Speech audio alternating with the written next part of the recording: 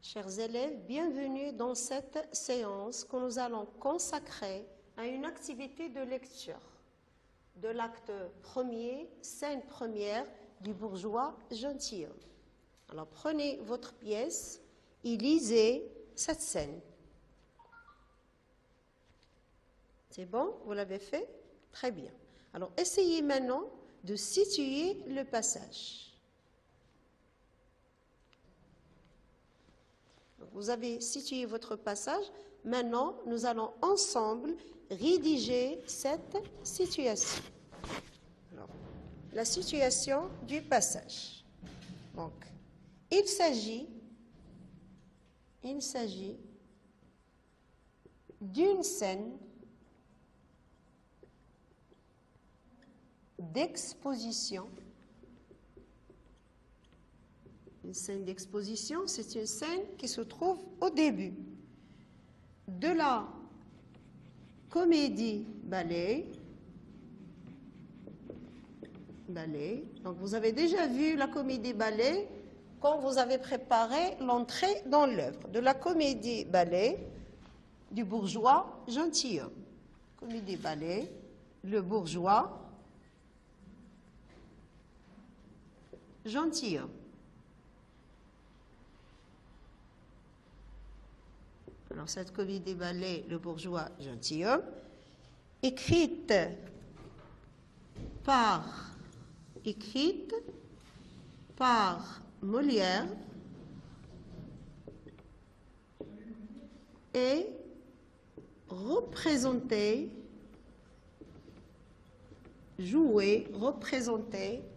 pour la première fois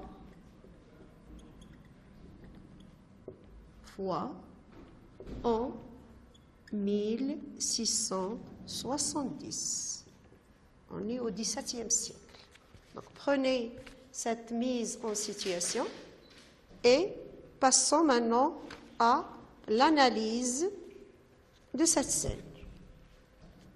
Maintenant, nous allons définir la fonction d'une scène d'exposition. Alors, comme vous le constatez, une scène d'exposition a une double fonction. D'abord, il doit donner les renseignements destinés à la compréhension de la pièce.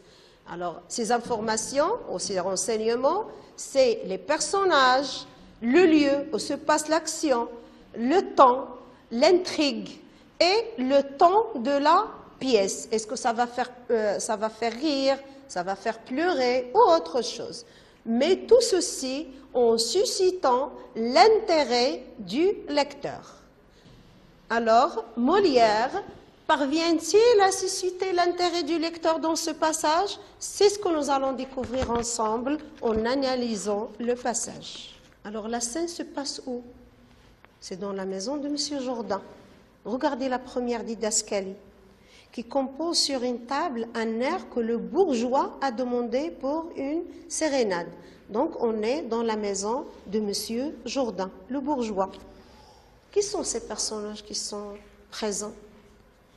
Alors, regardez, c'est le maître de musique et le maître à danser. De quoi parle-t-il? Ou de qui parle-t-il? Il parle de M. Jourdain. Est-ce que M. Jourdain est présent sur scène? Non. On parle de lui à la troisième personne. Alors regardez, dans la réplique de maître de musique, la première réplique. Il vous reposez là en attendant qu'il vienne. Dans une autre réplique de maître de musique, vous allez l'entendre avec le dialogue. Quand il viendra, il ne tardera guère. Donc, la dernière réplique de maître à danser, le voilà qui vient. Donc, le maître à danser annonce que le bourgeois est en train de les rejoindre pour parler de cette sérénade et aussi d'autres choses qu'il a demandé à ces deux maîtres de lui préparer. Alors, comment le maître de musique et le maître à danser trouve M. Jourdain? Quel est leur point de vue concernant M. Jourdain? Alors regardez dans les répliques de chacun. Donc pour maître de musique, il a dit, nous avons trouvé ici un homme, comme il nous le faut à tous deux. Ceux nous est une douce rente. Donc ça veut dire que M. Jourdain représente pour les deux maîtres une source d'argent, pour gagner de l'argent. Alors plus loin, regardez.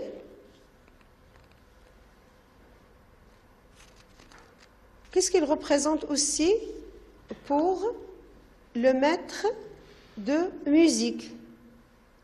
Il est vrai qu'il les connaît mal, mais il les paie bien. Et c'est de quoi maintenant nos arts ont plus besoin que de toute autre chose. Il connaît mal les arts, donc c'est quelqu'un qui n'a pas de goût. Alors cherchez aussi plus loin et vous allez constater qu'ils ont un point de vue négatif concernant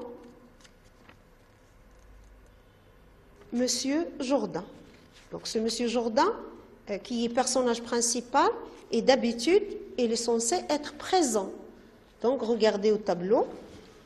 Alors tout à l'heure, les deux personnages étaient en train de parler de M. Jourdain pendant son absence. Et c'est eux qui nous ont dressé son portrait. Qu'est-ce qu'ils font chez M. Jourdain? Pourquoi sont-ils là? Ils sont là, en fait, pour lui donner des leçons. Leçons de musique et leçons de danse. Parce que M. Jourdain veut ressembler à des nobles, à des gentilshommes. Donc, il doit apprendre la musique et la danse. Mais, comment sont-ils, ces deux maîtres? Sont-ils intéressés par M. Jourdain ou par son argent? C'est ce que nous allons voir. Alors, on a ici deux maîtres artistes qui sont partagés entre argent et art. Le premier, le maître de musique est intéressé par l'argent de M. Jourdain. Il dit qu'il est vrai qu'il les connaît mal, mais il les paie bien. Il connaît mal l'art, mais il est capable de payer ses leçons. C'est pour cela qu'il s'intéresse à lui. Contrairement à un maître à danser, il est peu idéaliste. C'est vrai, à la fin, il va accepter l'argent de M. Jourdain, mais il trouve un supplice assez fâcheux de se produire à des sots, comme M. Jourdain. Lui, c'est quelqu'un qui fait son art pour être reconnu par son public. C'est pour cela qu'il est touché par la reconnaissance de son art et il dit dans ce sens, les applaudissements me touchent. Donc, qu'est-ce qu'on peut constater? Qu'on a ici deux portraits opposés. L'un aime l'argent, l'autre, il est un peu idéaliste. C'est vrai, à la fin, il accepte l'argent, mais quand même, il reste idéaliste. Mais seul l'intérêt qu'il porte à M. Jourdain et à son argent qui va les rassembler. Et c'est ce qui va créer le comique dans la scène. Donc on a deux types de comiques. Le comique de situation, c'est ce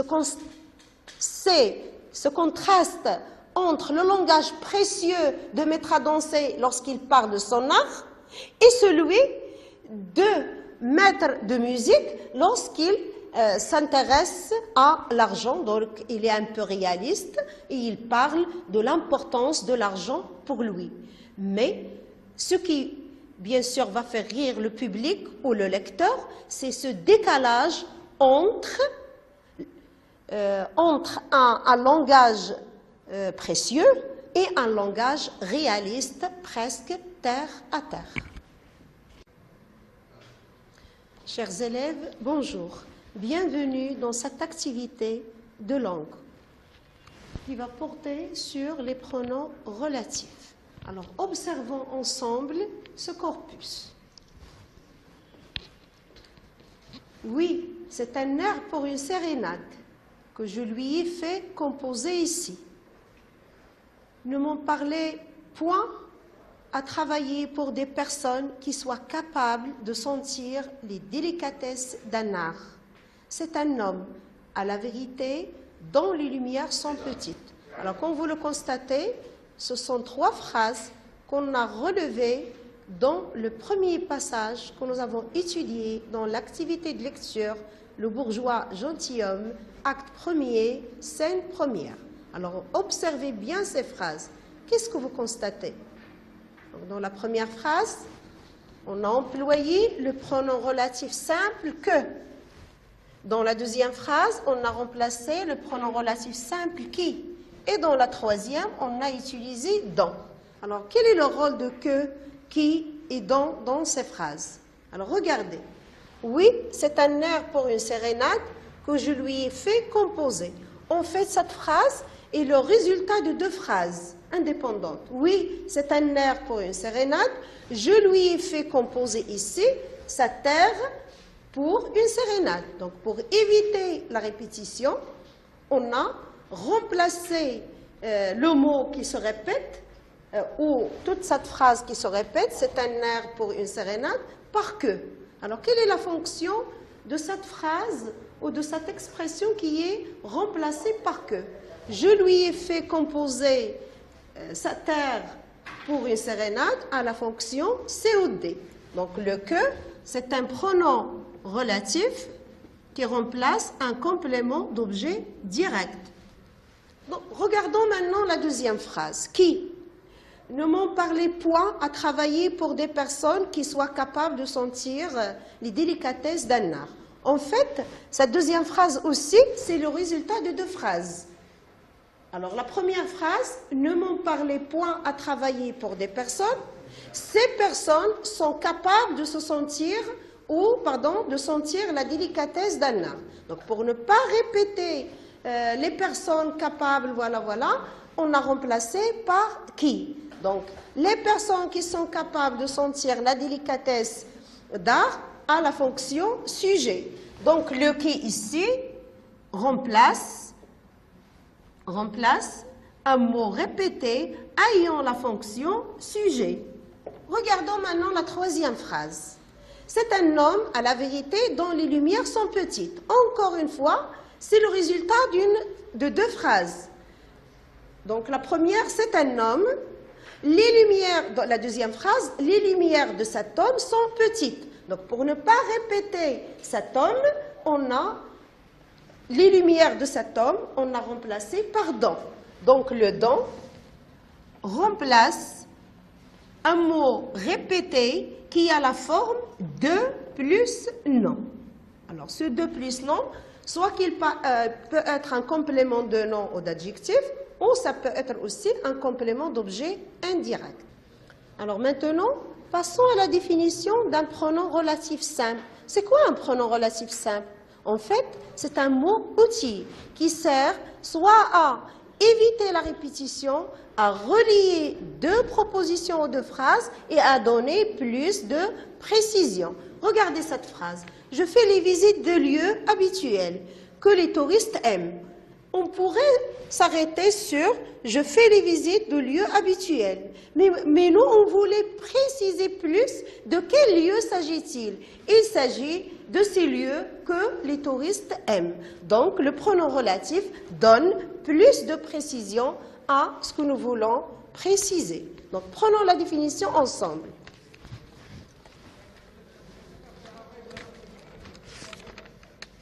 Donc, un pronom relatif, définition, un pronom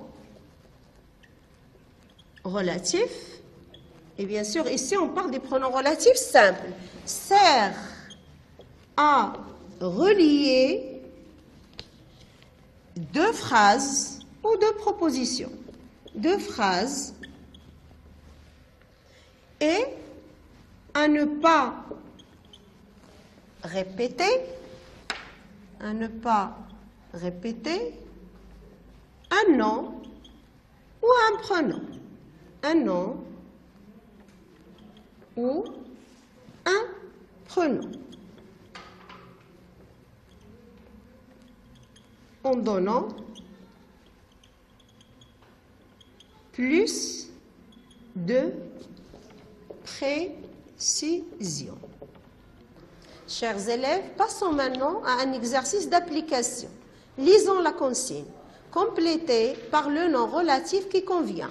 Qui, que, dont, avec qui. Alors la première phrase, voilà les amis, j'ai rencontré hier. La deuxième phrase, vous avez trouvé un hôtel, vous plaît. Troisième phrase, je suis un guide, vous pouvez discuter. La quatrième et la dernière phrase, nous allons assister à ce spectacle, je vous ai parlé. Prenez votre temps, complétez l'exercice. Ça y est, vous avez fait l'exercice très bien.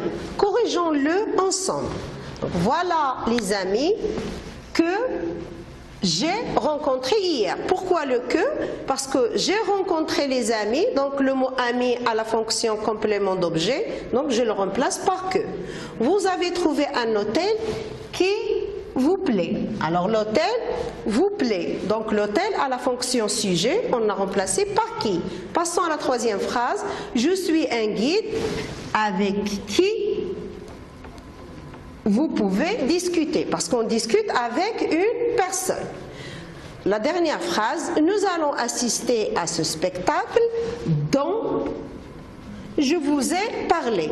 Donc, je vous ai parlé du spectacle. Donc, on a 2 plus non. C'est pour cela qu'on a remplacé par dont. Merci pour votre attention.